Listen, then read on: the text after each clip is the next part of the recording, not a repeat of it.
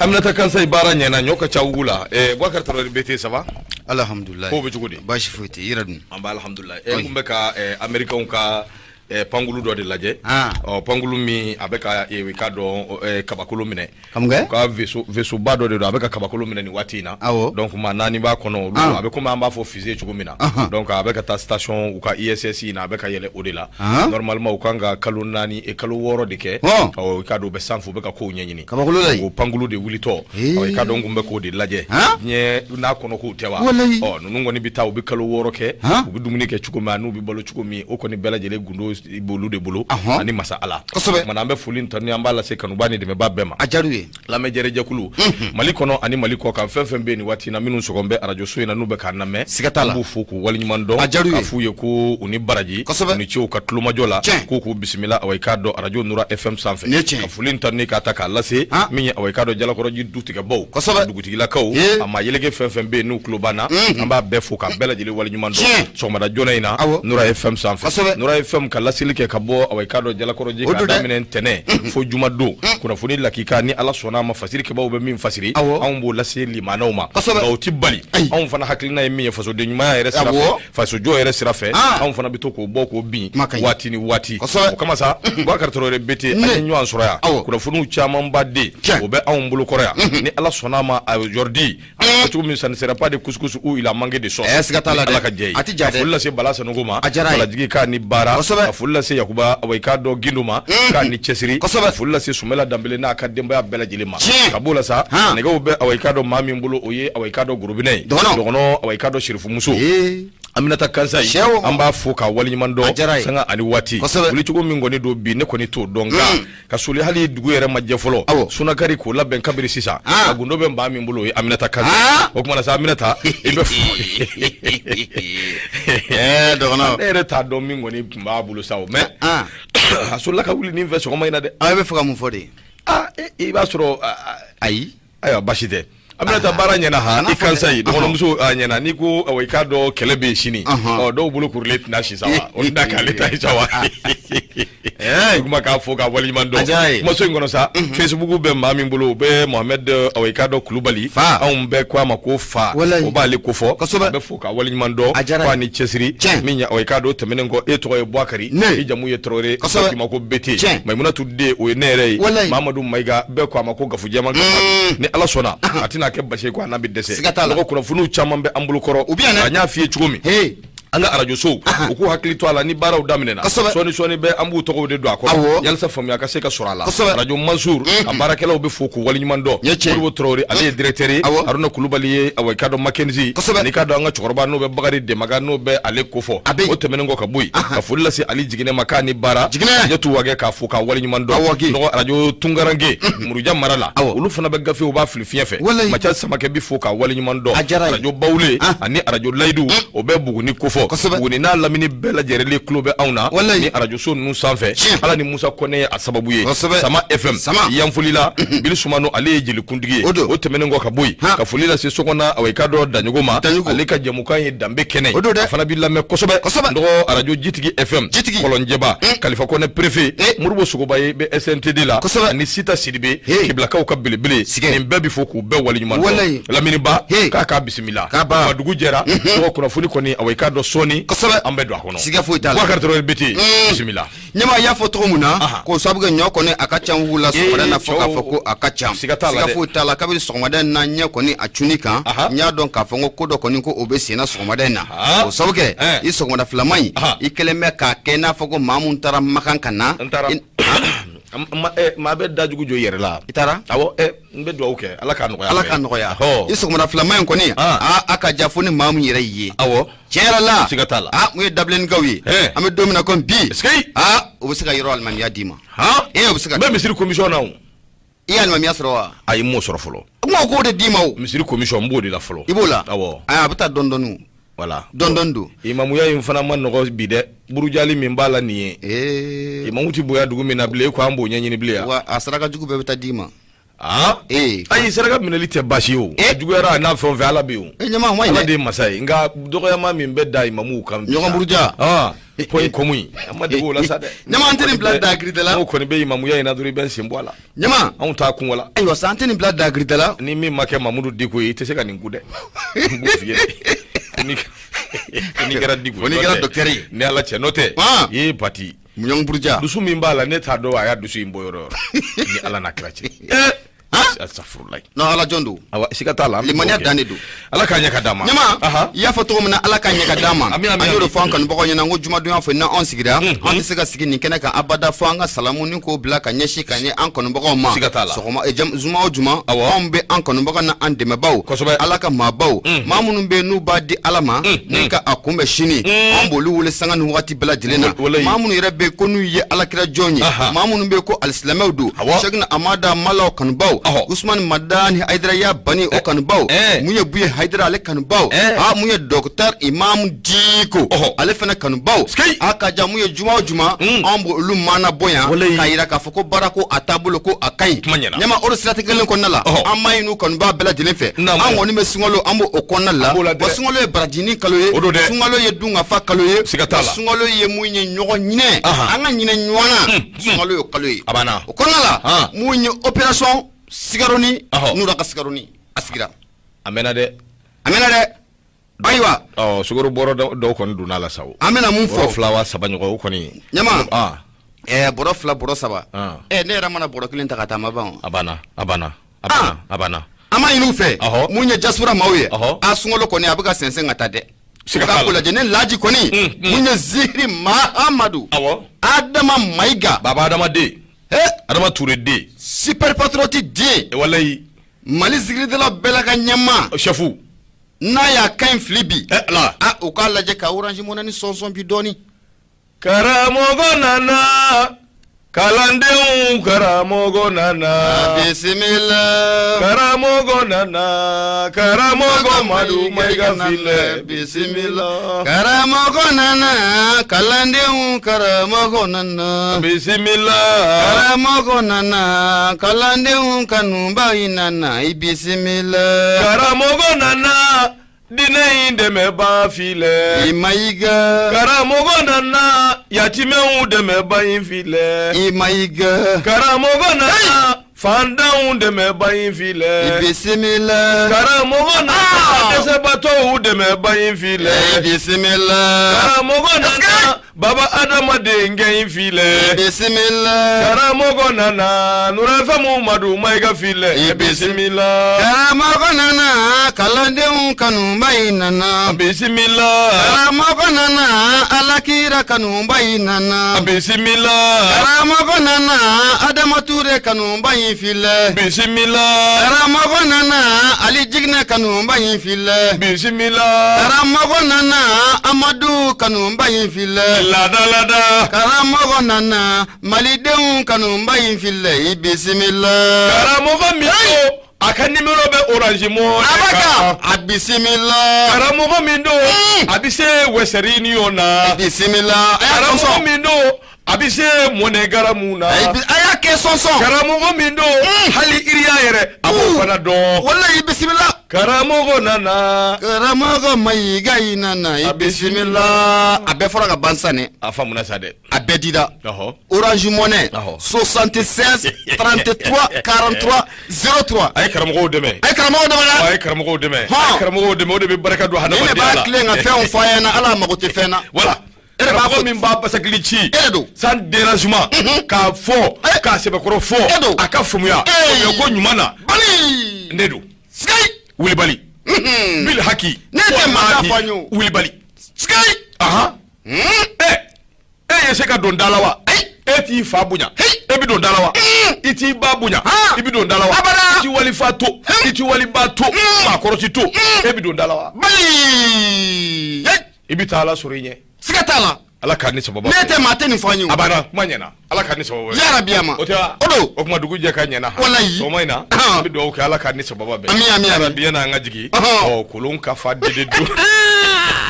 a bɛ fa koyi kolon ka fa dededo min ye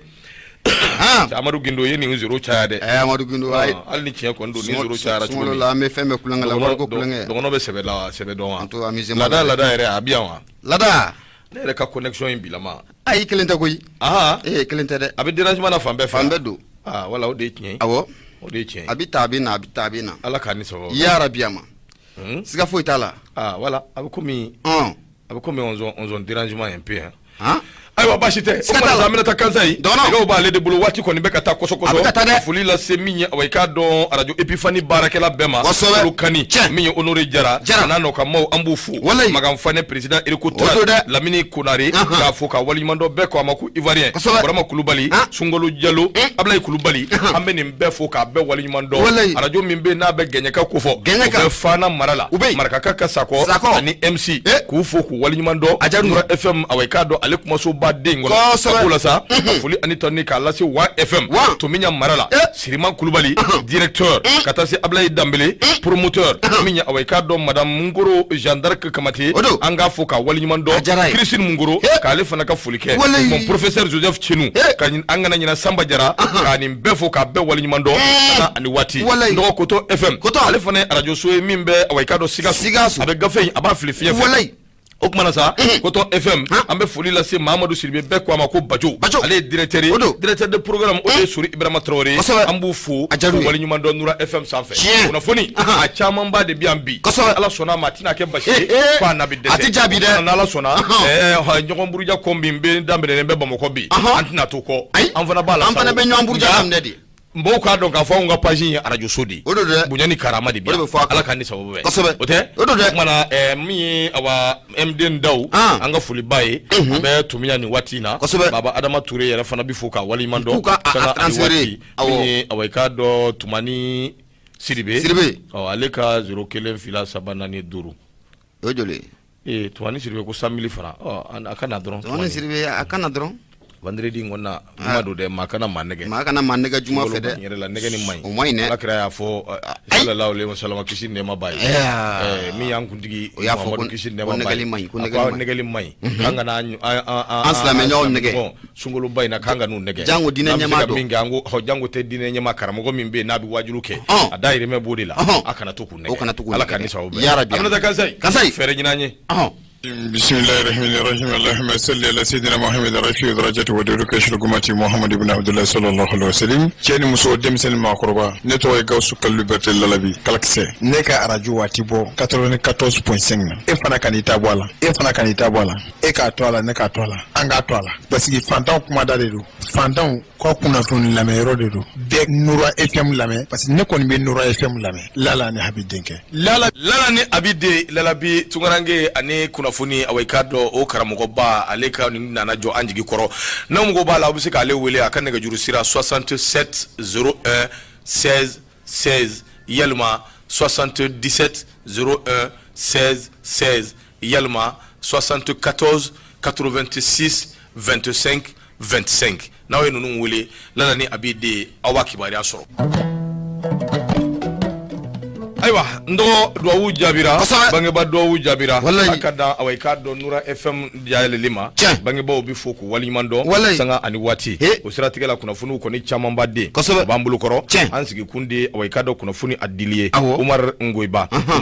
kuma bɛ sɛbɛn kɔnɔ sɛbɛn min n'an ko a ma ko soir de Bamako u ka bidon bɔli a ko nin ye awai ka dɔn wulikajɔ ye wulikajɔ min n'a kɛra awai ka dɔn anw ka diinɛ ɲɛmaa dɔ nɔfɛ jɔn ko ala maa min bɛ n'o bɛ awai ka dɔn arasiba ci ko fɔ ko ka b'a bilala a ye tatugu awai ka dɔ diinɛ ɲɛmaa dɔ la n'o bɛ awai ka dɔn anw ka diinɛ ɲɛmaa dɔ ko fɔ nka maaw k'a faamuya dɛ an fana ye fasodenw ye an hakilina n'an miirina o fana ye min ye an b'olu da kuma kan siga foyi t'a la o kumana sa gafe maa min fɔ anw b'o de fɔ awai ka dɔn o tɛmɛnen kɔ an hakilina ye min ye an bɛ se k'o fana d'a kan fasoden ɲuman sira fɛ a ko n'i ye jateminɛ kɛ i b'a ye k'a fɔ nin cɛ in a bɔra kaso la waati min a kumana a ko Imam Diko yɔrɔ jumɛn a kun bɛ yen de a ko Imam Diko ko cɛ dɔ bɛ yen k'o bɛ wele ko Leo Tal ko kun bɛ 2 millions k'a kun b'o de di imamu Diko ma kalo o kalo k'a daminɛ 2015 kana se 2019 o tɛmɛnen kɔ ka bɔ yen a ko 8,000,000 k'o kun bɛ di imamu Diko ma Bubu Sise fana fɛ kalo o kalo ala b'a kɛra premier ministre nin bɛɛ ye kuma min jɔn ko ala awai k'a dɔn anw kɔni b'a mada limanaw ka se ka faamuya sɔrɔ a la n'o tɛ kun min ye awai k'a dɔn hali maa min tɛ misiw min yɔrɔ bɛɛ b'a dɔn k'a fɔ jifilen tɛ min ye awai k'a dɔn nin ko ye adamaden i m'a juguya kojugu ka tila ka juguya i yɛrɛ ma i laban awai k'a dɔn nanzaraw bɛ min wele ko venin i venin o ni yɛrɛ fa tɛ i kɛ c'est tout c'est fini Terikɛba a ko n'i ye jateminɛ kɛ i b'a ye k'a fɔ tile dama dama min ye nin cɛ in ye awai k'a dɔn ni a minɛna ko ka sababu kɛ ko kun bɛ fɛ ka jamana k'a bɔ a dabolo kan maa min bɛ n'a bɛ wele ko Yusufu Mohamed awai k'a dɔn Bacili ni bɛɛ ko a ma ko Arasi Bac awai k'a dɔn k'a bɔra muka min ma n'a b'a kɛ waati bɛɛ n'u ko a ma ko grand dossier donc ala awai k'a dɔn a ye kunnafoni dɔw di kunnafoni minnu bɛ yen n'u kɛn bɛ ka Bamakɔ labɔ bi bɛɛ b'i ta fan a ko nka n'i ye jateminɛ kɛ jɔn ko ala nin cɛ in awai k'a dɔn ko a ye a daminɛ ni min gɛlɛya min bɛ jamana in kɔnɔ fɔlɔ gɛlɛya in ti dɔwɛrɛ min ye awai k'a dɔn a bɛ tali kɛ min ye awai k'a dɔn tɔɔrɔ ni lajaba min dalen bɛ anw kan jamana awai k'a dɔn yɛrɛ kɔnɔ n'o bɛ lakanabaliya ko fɔ a ye kuma n'o kan ani k'a dɔn farabugu fɛn min fana bɛ yen n'o ye bɛnkan sɛbɛn ye k'i k'a dɔn a y'i da don o fana na Terikɛba ko a ko nin ko in bɛɛ lajɛlen n'i ye jamana n'i ye lakanabaliya in ta k'a lajɛ ekɔliso minnu bɛ yen n'u datugulen don a ko ekɔliso 195 a ko ekɔliso minnu datugulen don k'o ka ca kosɛbɛ a bɛ taa ekɔliso 643 la ekɔliden 195 k'i k'a dɔn k'olu kɔni ye maaw ye minnu tɛ ka taa kalan kɛ ko ninnu ye fɛn minnu bɔra awai k'a dɔn UNICEF maaw olu ka kunnafoni sira fɛ jamana cɛmancɛ bolo fɛ farabugu min ye awai k'a dɔn wulikajɔ kɛra o don ko ka bolonɔ kɛ sɛbɛnna ale kɔni hakili la k'a fɔ k'o ye bɔnbu de ye bɔnbu à retardement a yɛrɛ ko ten koyi ko l'accord de farabugu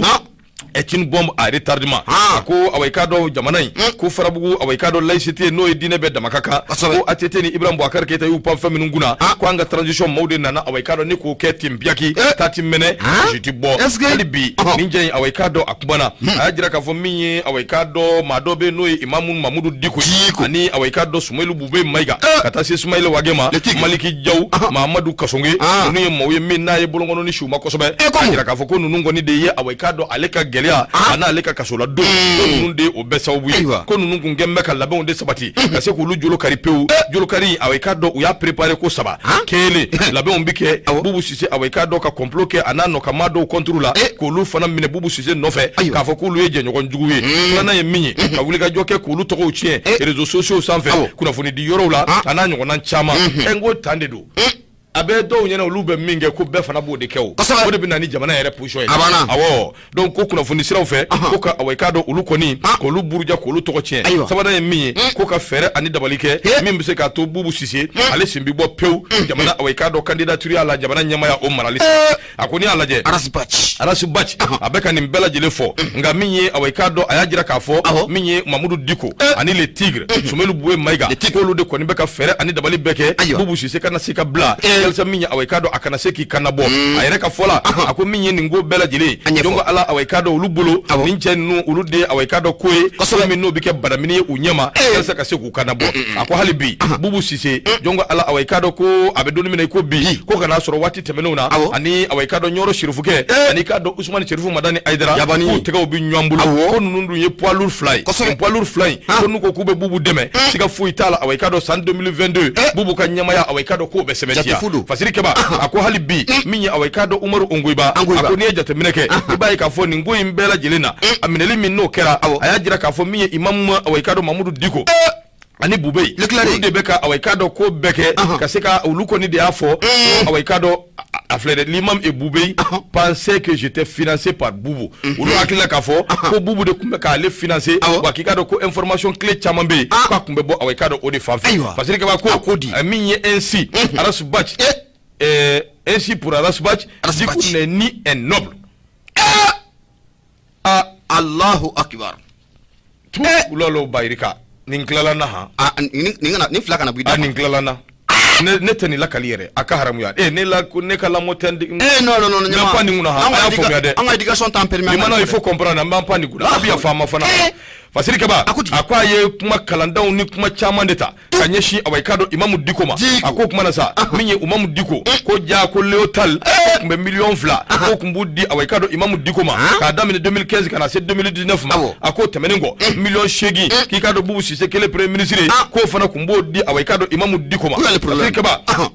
nga fasiri diafo où est le problème mais problème est mi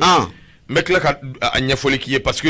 ni mfasiri do fle ni ula kala ni ukala ma chama be minu ta fomya karsa dumbe kan ninkala be kan ninkala bara indedu bara yemin demande en fait o de bambla away kado angake donc ambake mais n'empêche abana min fana be anguna ankanche ananye min lambe ambo fana fode ananye reka hakilina mi obe fo fasiri kaba ako kuma ni mbe fole ngo ako ni ejate mineke leotal awaykado chedo mi un homme très puissant minya awaykado bubu sise kwa nake ko obalimado imamu diko ko jongo ala awaykado fasiri kaba ko ni ngewale do yelma bika ke coxer politique de wa fasiri kaba ko ako porte parole de CDR aye ko be turu halibi kajira ka fo minya awaykado cadeau nu ko awaykado n'entend pas faire du cadeau à l'homme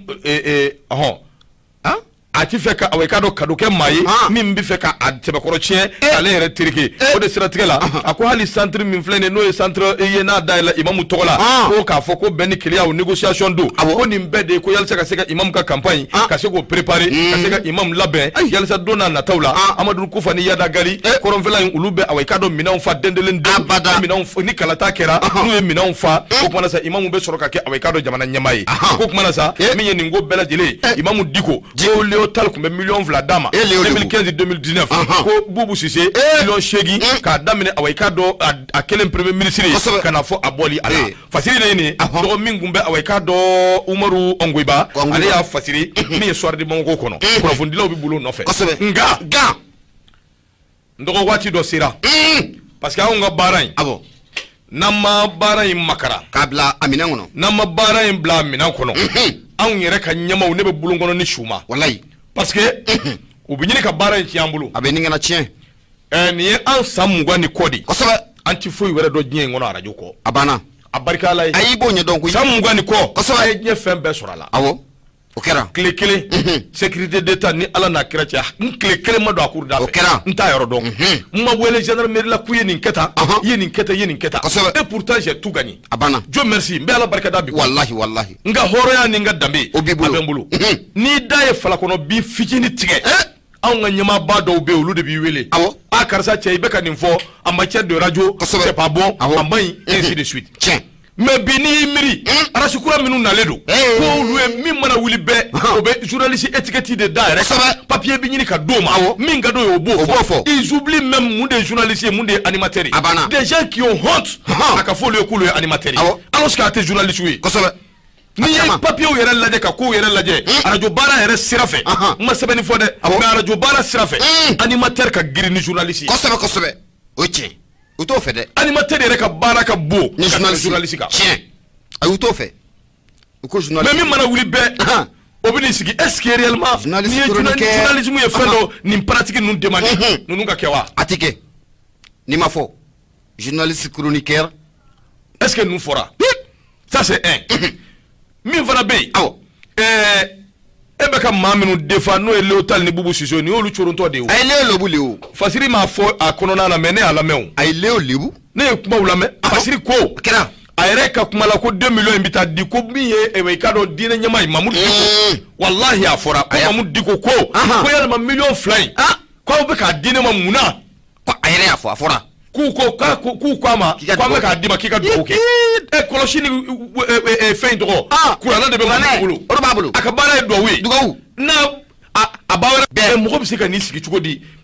c'est-à-dire kuma mo chite sur mimbe kumi fe mo chite sur mimbe blasira awo jamana make baya yesawa non il faut que ça s'arrête là awo il faut que les responsables des médias là ku jojoro nyama nous on ne peut pas comprendre que doit traiter ni pied do traiter ni pied do alors que ba baraka ça peut pas aller atisikata abada wallahi suma wallahi ala ya masiri klekelen dakele oche klekelen dakele un mètre ma donné Diko che ka fon gere la dem amake folo o ma do anche ka bi ala ki dama klekelen dakele ma deli ka wele hali Diko ka so badla bugu billahi Allah taala chentaro wallahi tayaro don tiens ma deli ka se ko so mais fendo be angolu fo nyoy sa abana ɲama ni na pour malien yɛrɛ sisan nama an yɛrɛ yɛlɛmana fɛn min ka d'an ye dɔrɔn tuma bɛɛ dɔ ko kurusi faralen don ka fɔ de an nisɔndiya e yɛrɛ ta faralen don non c'est-à-dire an yɛrɛ o yɛrɛ dɔrɔn tɛ o naturellement c'est comme ça awon do tuma bɛɛ dɔ ye ne wele ka bɔ Faransi a ko ma ko mais ko ale ye malien ye Faransi wallahi k'ale kuma sululen don a bɛ comme a ka don dugu k'i bɛ farafina bɛɛ lajɛ k'i tɛ ɲɔgɔn buruja ye maa si ni malien tɛ wa maa ba tɛ bonya jamana in kɔnɔ bilen dɛ non mais il faut que ça s'arrête a banna il faut que ça s'arrête kosɛbɛ jamana tɛ se ka to nin kan o kosɛbɛ ayi abada o tɛ se ka kɛ o ne y'a fɔ n k'u ka c'est à dire que souvent il faut k'u k'a faamuya quoi mɔgɔ minnu bɛ kungo fɛ dibi la ani dugu la k'u ladi ladilikanw de don pour que u ka se k'a faamuya o jugu tɛ maa si ye o jugu tɛ maa si ye wallahi parce que u tɛ se ka bila maa si contre la abada mais problème ye min ye a fɔra aw ɲɛna ni par exemple Dawuda Yatara bɛ bɔ san min san fɔlɔ min a donna kaso la n b'o f'i ye bi kosɛbɛ a bɛ bɔ don min sɔgɔmada fɛ a fɔra mɔgɔw ɲɛna o y'a sɔrɔ Dawuda fɛlen don dɛ ko 7h pile ko bɛɛ ka ɲɔgɔn sɔrɔ kosɛbɛ prison da la ko Dawuda Yatara bɛna bila mais Dawuda tun bɛ kaso la tellement que a tun bɛ cogo min na ala ni a yɛrɛ somɔgɔw de b'a dɔn ani minnu tun bɛ taa bɔ a ye mɔgɔw taara kɛ ka prison da fa tewu u bɛ ka Dawuda kɔnɔ mais u ye Dawuda wele jaa su fɛ Dawuda somɔgɔw ni a balima dɔw olu y'u den ka taa Dawuda labɔ ka taa n'a ye so k'a ko k'a jɛ k'a nettoyer mɔgɔw bɛ bɔ min kalama ko Dawuda bɛ so bɛɛ taara sɛbɛnnikɔrɔ ka taa sɔrɔ Dawuda parilen ba n'i y'a ye f'i bɛ ɲɛbɔ a fɛ wallahi a b'a ka so sanfɛ a bɛ ka bɔ k'i bɔ kaso kɔnɔ ta direct k'i ɲɛsin micro ma Allahu akbar o ye ranking de ye quoi ranking modèle dɔw bɛ a bɛ adamaden yɛrɛ détruire a b'i yɛrɛ détruire ce n'est pas bon pour toi même o ɲɛngoya jɛna asidiya bon o man ɲi i yɛrɛ ma quoi i yɛrɛ bakun de o man ɲi a man ɲi donc il faut faire beaucoup attention ne y'a f'i ye ni ziraba binna badenw bɛ yɛlɛ a la dɛ waati tɛmɛna yan jabili dɔw bɛ yen mais bi a lajɛ kosɛbɛ minnu vidéo manikɛla ni fɛn minnu bɛ yen ni fɛnw bɛɛ bɛ ka jabili kɛ bɛɛ plateau sigi bɛɛ i cɛkɔrɔbatɔ k'i nkalontigiya ça c'est pas bon san joli ala k'an ni sababa bɛɛ yarabi bon ni n ko ye fasiri ye mais fɛn dɔ tun b'an yɛrɛ dusukun na sa an y'o fɔ arajo fana an fana bɛ se kuma na koyi c'est pas parce que an tɛ se kuma na dɛ an bɛ se kuma na nka adamaden ka éducation kɛcogo ala k'an ni sababa adamadenw ka éducation o kɛcogo de tɛ kelen ye non ne ma y'a fɔ cogo min na a tɛ fɔ ka tɛmɛ nin kan an kɔni bɛ mun fɔ u k'a lajɛ ɲɔgɔn buruja min bɛ jamana in kɔnɔ nin waati na c'est à dire que jamana tɛ se ka jɔ nin kan quoi au moment où on cherche la paix au moment où on cherche l'union au moment où an bɛ fɛ ka yafa ɲɔgɔn ma min ye min kɛ bɛɛ k'i ta jɔsi certes n'i y'a ye ninnu bɛ fɔ arajo la c'est parce que micro bɛ bolo ka kuma c'est parce que i bɛ se ka kuma mais maa joli bɛ yen u bɛ minɛ dans quelles conditions u bɛ minɛ condition minnu na ka t'u datugu e taar'u sɔrɔ ka bɔ est ce que u jo don wa u jo tɛ wa u minɛna cogo di yɔrɔ u tɛ se k'a fɔ ayi tiɲɛ nin ye tiɲɛ donc an ka dan don an ka kow la a banna c'est mieux kosɛbɛ ala k'an ni sababa bɛɛ ala k'an ni sababa bɛɛ faama fasiri ta ɲɛma y'a fɔ cogo min na a tɛ fɔ ka tɛmɛ o kan an bɛ dugawu kɛ ala ka faamuyali ko ɲuman ala k'o don kulo n'u kunna la kosɛbɛ min ye Jibiri Ture an b'a fɔ nin waati in na Itali ɲɛma ne y'i bolo bɔ ne bɛ n bolo n b'a kari ka don arajo Nura FM ye 94 tomi mururu duuru nɛgɛjuru sira 76 33 43 03 kosɛbɛ mun ye ɲɛma fatɔ langolo a gɛnba langolo fatɔ kɔni a kɛra fila ye a siga t'a la mun ye indicateur du renouveau ne b'ale ta tɛ mun ye Seru Jara Jarakɛ a kumalen o don Jarakɛ a y'a yira k'a fɔ ko mun ye parti jɛkulu dɔw kɔni u farala ɲɔgɔn kan ko mun ye premier ministre maa min b'an ka premier ministre la bi n'o bɛ Mokutari Wani n'a b'ale ko fɔ ko fɛɛrɛ dabali bɛ se ka kɛ cogo min na Mokutari Wani a bɛ se ka bɔ premier ministre la cogo min na o ma sɔrɔ dɔwɛrɛ fɛ ko mun ye dɛmɛ mun ne a bɛ ta ka di mun ye parti politique ma a bɛ ni kana san 24 bɔ ko mun ye Mokutari Wani ko ale kɛlen bɛ k'i sen da o dɛmɛ kan ni k'o terege fatirikɛba a ko mun ye Seru Jara ye a y'a yira k'a fɔ ko mun ye indicateur du renouveau kɔnɔna la a ko siga foyi t'a la ninnu kɔni u bɛ k'a lajɛ k'a fɔ k'u b'u ka hakɛ kɔni k'u ɲini u ko mun ye nin waati in na mun bɛ ka taga ɲɛsin olu ma mun ye sariya sɔsɔ o belebele o don kuma in yɛrɛ bɔra maa mun da kɔnɔ o de ye Mamadu Jara ale ye parti dɔ ɲɛmaa ye n'an k'a ma ko parti Madi i b'o dɔn wa ayi parti Madi o fana ye parti kura ko parti 228 de b'i bolo an ka y'an bila bisimila fatirikɛba ko ani parti jɛkulu ninnu kɔni u farala ɲɔgɔn kan a bɛ t'i jɔ mun ye parti jɛkulu 7 o ɲɔgɔnna la a bɛ na ye k'a fɔ u ko olu ni parti baw bɛɛ lajɛlen jɛmaa kan don ko ye Mahamadu bɛ sa ko dɛmɛ kɔni ko o tigɛr'o la gouvernement fan fɛ ka ɲɛsin olu ma k'u n'olu bɛɛ lajɛlen ni ko jɛmakan kɔni o don fatirikɛba a y'a yira k'a fɔ ni maa kofɔlen ninnu mun ye parti politique ɲɛmaaw ye u y'a yira k'a fɔ ko a bɛ ni kana san 20 ani kɔ bɔ ni mun ye nin dɛmɛ ye a bɛ ta ka di mun ye parti politique politigiw ma nka mun ye nin waati laban ninnu na u nana ye k'a fɔ ko maa mun kɛlen bɛ k'i sen da nin dɛmɛ in kan ni ka ban ka di cɛcɔcɛw k'o tɛ maa wɛrɛ ye o ye anw ka premier ministre n'a bɛ Moktar Wane n'a bɛ ale kofɔ mun ye parti politique maa ɲɛma ninnu ye u y'a yira k'a fɔ ko olu bɔra min ye ministère de l'administration et de l'économie et des finances la u y'a ye k'a fɔ ko olu nɔ tɛ nka u nana ye k'a fɔ maa min yɛrɛ kɛlen bɛ k'i sen da ko in kan ni k'a sɛbɛkɔrɔ tereke o tɛ dɔwɛrɛ mun ye Moktar Wane ko o y'o ye o de kɔnɔna la sa u y'a laɲini k'a fɔ ko n'a ma ɲɛ ko Moktar Wane kɔni ko a ye nin tigɛ olu la fɛɛrɛ ni dabali bɛ sigi sen kan Moktar Wane a bɛ gɛn sɔgɔsɔgɔ kuma yɛrɛ tɛ bilen ko Moktar Wane k'a ka baara ko ka a bila mun ye parti politique maa ninnu ye n'i y'a jateminɛ k'a lajɛ u y'a yira k'a fɔ kabini 2018 mun ye nafolo a ma di olu ma 2019 o nafolo fɛnɛ o ma di o ma kuma t'a fɔ ko 2020 mun ye u y'a yira k'a fɔ hali bi parti politique maa ninnu u ko maa min yɛrɛ bɛ n'o ye parti Sadi ye Umar Mariko ale yɛrɛ kɔni kɛlen bɛ k'i cɛsiri nin waati na i b'a fɔ dunun kala ko fɔ wari in ko fɔ a ka bɔ ka di ko n'a ma di e ko ale tɛna plainte o don mun ye jamana yɛrɛ contre la wa Umar Mariko ale kɔni y'o fɔ Sirikaba kɔni y'a yira k'a fɔ waati laban ninnu na ni parti jɛkulu ninnu kɔni faralen ninnu ɲɔgɔn kan ko premier ministre k'a ka baara k'o bila n'a m'olu ka wari kɔni d'u ma ko baara ko a ka a bila parce que sɔgɔmada na an y'a sama ka bɔ indicateur du renouveau ale kɔnɔna la Seydou Jara ale kalamkalatigi ye ɲɛma i bonya a b'a la Seydou bɛ fɔ k'a waleɲuman dɔn dɔgɔ Seydou Jara ko ne ko k'a jara ko a koloba kari hali bi kunnafoni a caman b'a den i n'a fɔ i y'a fɔ cogo min o de bɛ an bolo kɔrɔ min ye awɔ i k'a dɔn min ye fasiri hali bi ne b'ale ta fasiri min bɛ yen ni n b'a ta o bɛ bɔ sɛbɛn kɔnɔ sɛbɛn min n'an ko a ma ko soir de Bamako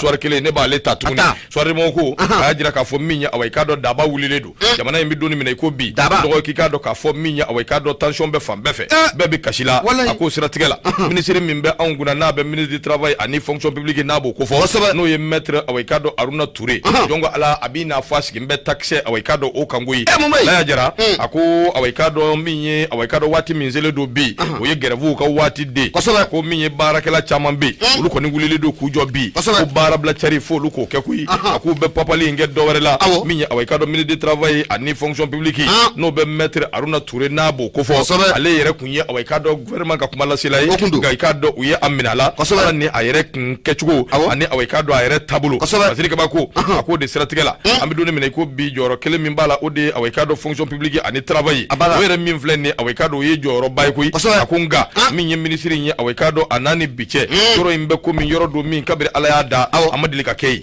sabula waati bɛɛ grève de bɛ yen min ye awɔ i k'a dɔn maa dɔw yɛrɛ bɛ yen olu kɔni bɛ k'a jira k'a fɔ gouvernement yɛrɛ ta k'a lajɛ maa min bɛ yen n'o kɛn bɛ i b'a fɔ ko awɔ i k'a dɔn maa dɔw n'a jɔn bɛ yen a tɛ kulun kunna a tɛ kulun ju la k'i k'a dɔn ni Aruna Touré k'a b'o de ko fɔ a ko awɔ i k'a dɔn dɔgɔkun dama dama gouvernement nalen jɔn ko ala min ye awɔ i k'a dɔn wulikajɔ ni bamaciya o bɛ ka fari da fan bɛɛ lajɛlen fɛ a ko bɛɛ diminen don ka sababu kɛ min ye transition awɔ i k'a dɔn o tɛ ka u kala d'u ɲina ka bɛn ni maaw ka ɲinifɛnw ye a ko n'i y'a lajɛ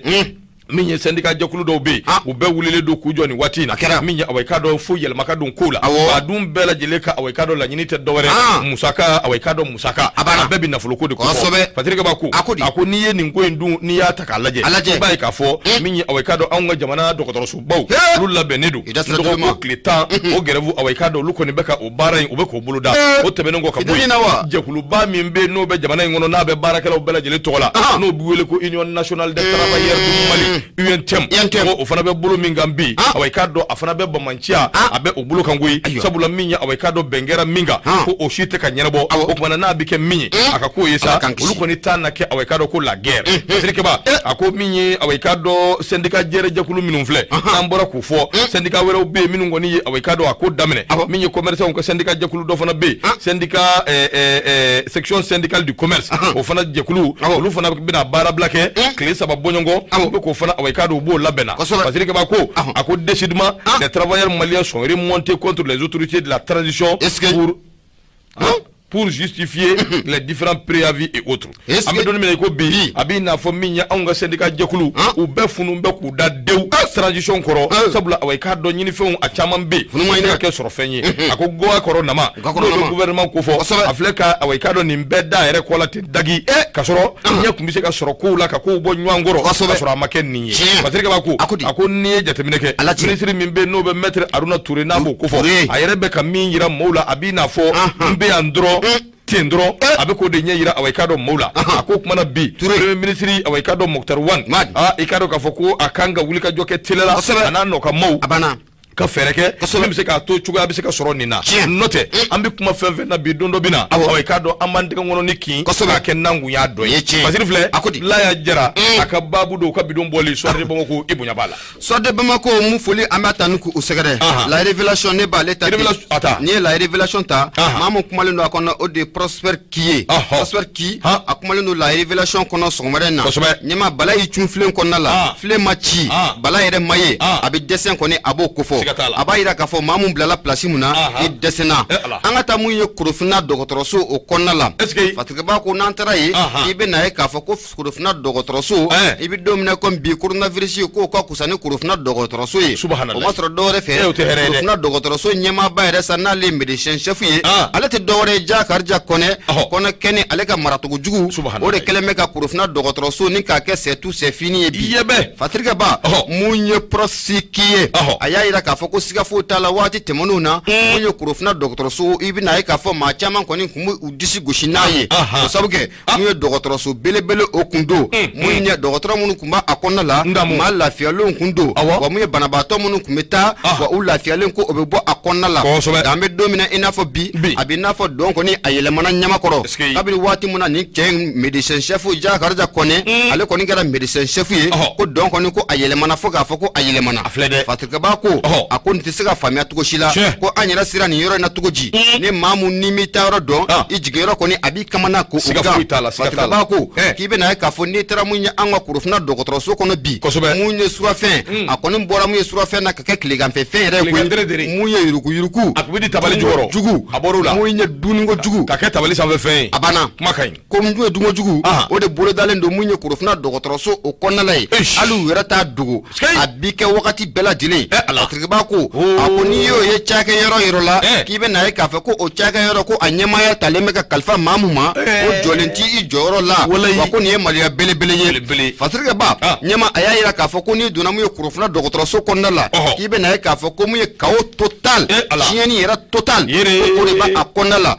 ko mun ye chirurgie ye n'i ma fili o tɛ opération kɛyɔrɔ ye wa ko o tout c'est fini maternité o tɛ muso jiginyɔrɔ ye yen kasa bɛ yen ko a ka bon hakili ma n'i bɔra ko pédiatrie ka denmisɛnnin mun ni farati ka don ye a ka ja kasa ko ale kɛ c'est tout c'est fini mun ye radiologie ye ko arajo ko o yɛrɛ man ɲi bilen n'i y'i farati arajo kɛli ma a ka ja k'i bɛna bana wɛrɛ ko o sɔrɔ i yɛrɛ la Fatigaba ko nin bɛɛ lajɛlen kelen bɛ maa mun ɲɛ nana o de ye Jakarija Kɔnɛ médecin chef a n'a jɛɲɔgɔnjugu bɛ ka nin bɛɛ lajɛlen lajɛ k'u ti ka kuma Fatigaba ko o de kɔnɔna la sa min ye syndicat jɛkulu ye u kɔni ye wulikajɔ ni ka a bila sen kan maa min yɛrɛ bɛ a ɲɛmaaya la bi n'o bɛ Yunusu Jalo ale ye syndicat ka ɲɛmaa ye ale kɔni y'a yira k'a fɔ gɛlɛya o gɛlɛya bɛ mun ye dɔgɔtɔrɔso in kɔnɔ bi wɛrɛ tɛ mun ye Jakarija Kɔnɛ médecin chef ko ale de don k'i bɛ na ye k'a fɔ ko olu ka musaka ɲɛma kelen bɛ k'i yɛrɛ da olu ka musaka in kan olu kɔni musaka dɔ kan ka di olu ma jamana gouvernement yɛrɛ y'a voté k'a yira k'a fɔ ko 100 sigi la tuma mun n'o bɛ sɔrɔ dɔgɔtɔrɔso kɔnɔna la ko 30 k'o ka ta ka di dɔgɔtɔrɔso baarakɛlaw ma k'olu nana ye k'a fɔ a bɛ ni kana kalo caman bɔ o kasabi mun na a kan ka di olu ma ko olu ta kɔni u t'a dɔn a jiginna yɔrɔ a yɛlɛla sanfɛ o Jakarija n'a ka maaw taara n'a yɔrɔ k'u ma sɔrɔ k'o dɔn i dun y'a jateminɛ k'a lajɛ i bɛna ye k'a fɔ ko a maa kelen kan ka 29 ko o de sɔrɔ Fatigaba ko a ko wulikajɔ ko a ka kɛ joona an bɛ don min na comme bi hali n'i donna Korofina dɔgɔtɔrɔso kɔnɔ ko mun ye gan mun bɛ feere 20 k'a tɛ sɔrɔ k'a tɛ sɔrɔ dɛ a filɛ dɛ on a des sérieux problèmes ayi Korofina kɔni tɛ o ne ma Korofina an ɲɛ tɛ nin si la hawula min soso bɛ Korofina a soso dɔw ka bon ni fa kunkolo ye a fɔ safurula an bɛ juma na an bɛ sunkalo la a fɔ safurula o tɛ soso ye o tɛ soso ye ayi non il faut aller demander o tɛ soso ye o jumɛn fana fa kunkolo mana dɔgɔya cogo cogo i fana n'i ye soso kɔni kɛ n'o kɛɲɛ kɔni o fana ye kabako ye sa dɛ ay nyama ngini bana keleme do kurufna docteur so ine tambe bo sobi ki fi be ni ngalika ko ne jume o fana ci nyama ye fatrike ba ko ne aya ida ka fo mamun be sani kenya ministry ya leye o mana ka bo mu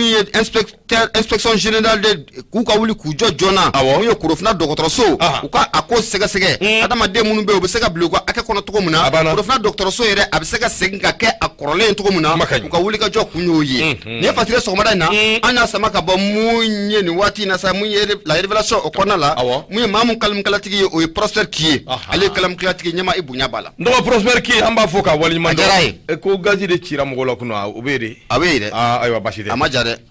amaja aywa bashite akombinye aweka do halibi basire nebi temenai nouvelle horizon ndo ale de kumambe ako demba konte ale ka fasiri do ako aweka do kalo kleta ani shegi no 18 août en 2020 adoni ni hakli bala minye aweka do fanga do yelmana fanga kura do yelela fanga min no yelmana o Ibrahim Boubacar Keita ka fanga yi o kuma sa coup d'état min yelma aweka do o fanga yelma min no kera ako jakulu do wulele do association do kubeka aweka do plenty do minye aweka do CNSP koro duguyala ako ka so ke ku CNSP koro ku e jamana chake da bo no be institution ba ku fo ki ka do ku yo lujuguyugu ku bo o dabulula dirike ba yele ku mu jamana na nyama amakla follow ngase beka majima yoro beka majima yoro akuni jatemine ni letri aweka do kulu koni akopi soro je kulu do be no be aweka do association chama ulu farale nywanga ikado ka fo ulu de kembe ka wulika joke comité national pour le salut du peuple no be CNSP no bo kufo o korole kufle ne ka papier do ojuguyala sabu ku ye fanga yelma ko jugula Ibrahim Boubacar Keita fanga kwa bana chukumina ana kera chukumi ning fasiri ngoni bi fe ka jira ka fo nunu banendo ka fo ko coup d'état do kwa coup d'état do koyi plenty nduna weka do kunu de kalo klemuga ani fla aduna yoromi o ye tribunal de la commune 4 du district de Bamako weka do plenty aweka do aduna o yoro indina fasiri keba akoja kuli ntoko le front contre l'impunité FCI awo John Joma kono lay o masebe yande na ngunde malikele ngona aywa akoja kuli association cha mamba de ba kono ne join de go akaradi de go ni masawali bi tension moyne bi ça va pas kani joki nyesha mata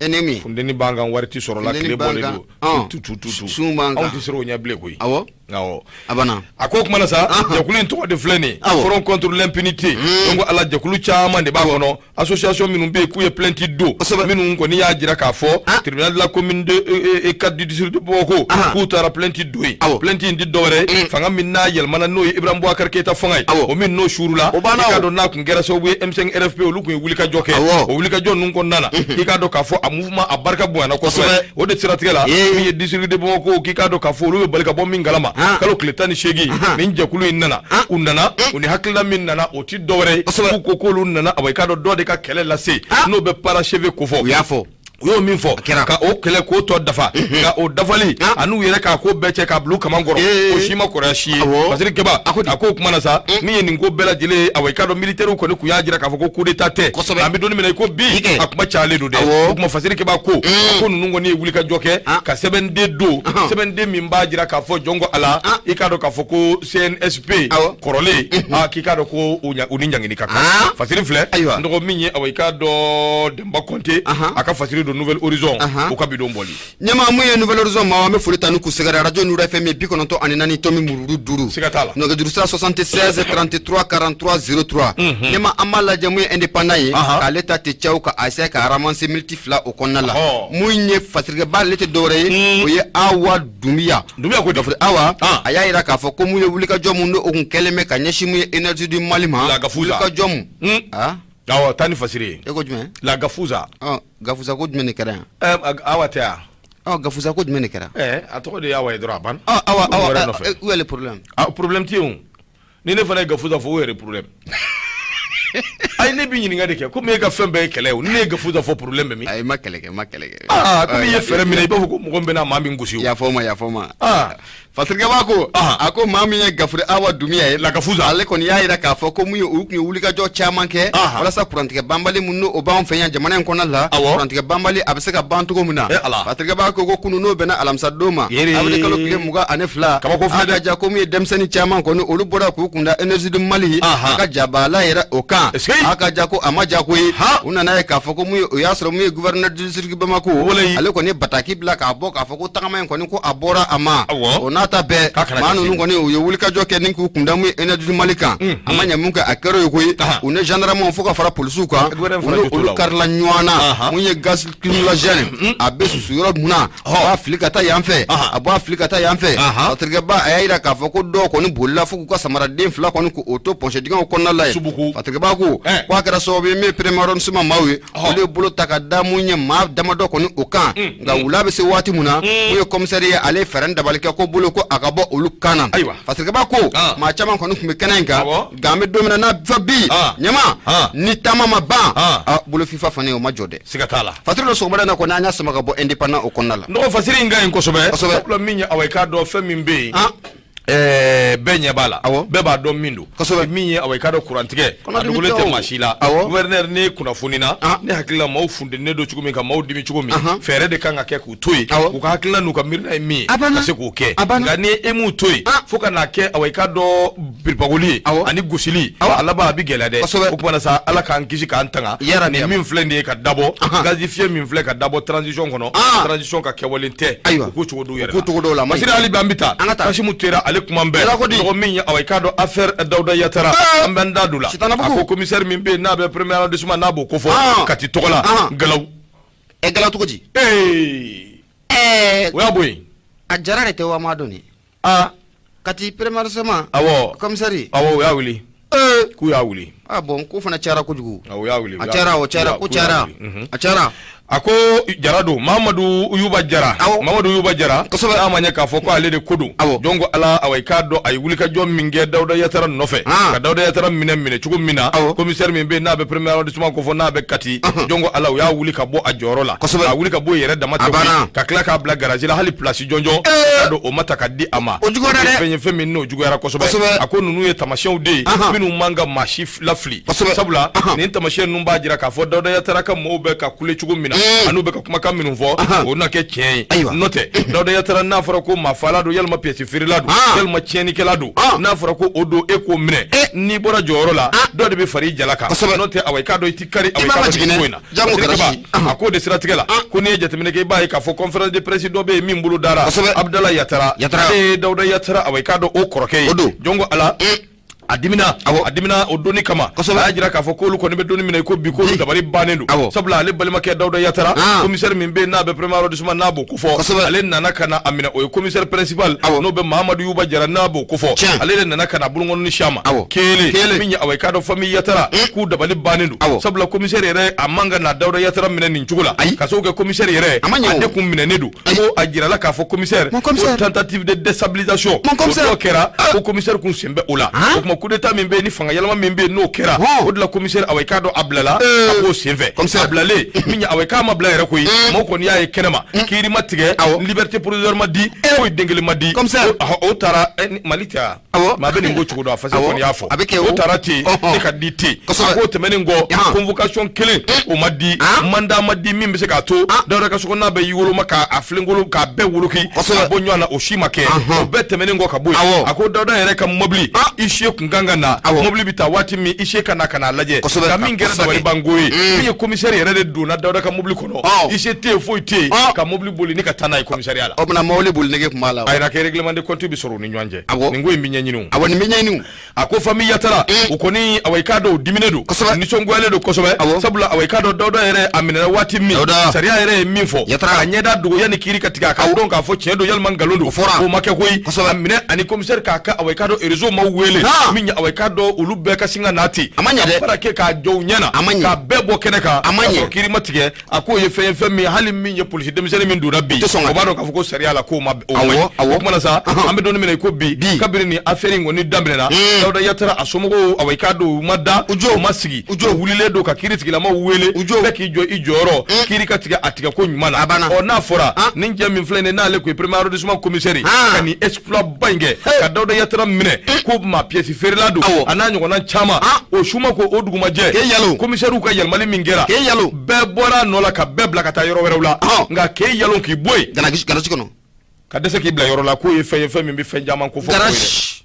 a m'a kɛ cogo cogo n'a nataw la ni affaire in yalima nin ko in tɛna yɛlɛma don a ko la wa an ka sigi k'a lajɛ Kasimu Tera tɔgɔ a ka fasiri don an y'a bɔ sɛbɛn kɔnɔ sɛbɛn min n'an ko a ma ko Mali aujourd'hui kosɛbɛ aujourd'hui o don o yɛrɛ don ɲama ayiwa waati kɔni ale sera fasiri kelen b'i bolo o ta an ka datugu ayiwa baasi tɛ ɲama y'a fɔ cogo min na mun ye indépendant ye an b'ale ta mun ye an ta mun ye Bugasobugu kulubilenni o kɔnɔna la a yira k'a fɔ ko dɔgɔtɔrɔ mun bɛ yen n'an k'a ma ko dɔgɔtɔrɔ Atishesi ko ale kɔni ko ale fara mun ye bandiw kɔni ye ale ni kɛnɛ ni ka a karaba k'a faga wa awɔ k'a fa kɛ subahanallahi Fatirika b'a ko a ko dɔgɔtɔrɔ mun bɛ yen n'an k'a ma ko dɔgɔtɔrɔ Kama Binu William Atishesi ko asiga foyi t'a la ko mun ye bandiw kɔni ye k'u taara cun a kan dɛ a kɔni kɛra mun ye arabadon sufɛla fɛ ni ka dugu jɛ alamisa la Bugasobugu kulubilenni na o bɛ commune 1 o b'o kɔnɔna la Fatirika b'a ko waati mun na sa u ye dɔgɔtɔrɔ kɔfɔlen n'o bɛ dɔgɔtɔrɔ Atishi kofɔ u y'a ta waati mun na ni k'u kunda n'a ye dɔgɔtɔrɔso ka bɔ ye Gabriel Ture k'a kofɔ u nana ye k'a fɔ ko mun ye kamalen kɔni ko y'a sɔrɔ ko a ye diɲɛ to Fatirika b'a ko o de kɔnɔna la k'i bɛna ye k'a fɔ ko ni cɛ tun ye dɔgɔtɔrɔ belebele an ka jamana in kɔnɔna la bandi ninnu kɔni u ye nin faga ka da kun jumɛn kan ɲininkali to min kɔni ko a bɛ sigi Fatirika b'a ko an bɛ don min na ko bi a ka ja ko dɔgɔtɔrɔ fagali ko a bɛ ka caya fo k'a fɔ ko a bɛ ka caya o de kɔnɔna la sa mun ye dɔgɔtɔrɔ ɲɛmaaw yɛrɛ ye u kɛlen bɛ ka wuli ka jɔ ni ka a bila sen kan nin waati laban ninnu na ko fo tun ye sariya u ka taa olu yɛrɛ ni kun a bɛ se ka kisi cogo min na Fatiri dɔ sɔgɔmada na an y'a sama ka bɔ indépendant o kɔnɔna la mun ye maa min ye kalimikalatigi ye o ye Umaru Bari ye i bonya a ba la n'o bonya diyara n ye radio Bajɛ FM min ye tukotɔ ye an ka foli b'a baarakɛla bɛɛ ye ka radio min bɛ yen n'a bɛ badenya ko fɔ an b'u fo k'u waleɲuman dɔn sanga ani waati min ye awai k'a dɔn radio bɛnko la an bɛ foli ta la suma u bɛ senu ka se sigida radio sigida min sigija kalana olu fana bɛ an b'u fo ka u waleɲuman dɔn sanga ani waati kosɛbɛ ɲɛma y'a fɔ cogo min na n'an y'olu fo sa mun ye fana yɛrɛ kɔnɔna la radio gɛn ka maaw an b'olu fo kosɛbɛ Marakaka Sakɔ foli o bɛ